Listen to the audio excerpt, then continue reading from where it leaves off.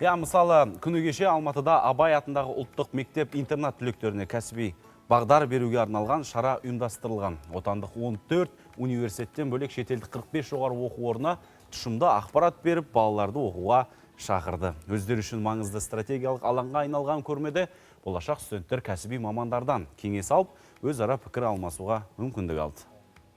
Осындай маңызды іс-шара әрбір мектепте, әрбір өңірде өтуі тиіс. Және Қазақстанда қазір 40-тан аса университеттің қос диплом беруі, шетелге шығуға мүмкіндік жасауы, міне еліміз үшін жаңадай болашақ өз мамандығын нақты таңдаған балалар үшін маңызды мүмкіндік. Көрменің тағы бір ерекшелігі, ол ерекшелік оқушылар тек қана мамандықпен ғана танысып қоймайды.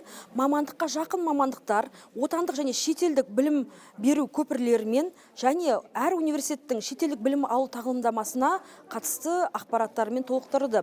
Бұдан бөлек бұл шара барысында елімізге танымал профориентация, яғни профориентолог мамандармен жұмыс жасау, кеңес алу, әртүрлі тренинг, семинар жұмыстары жүргізілді.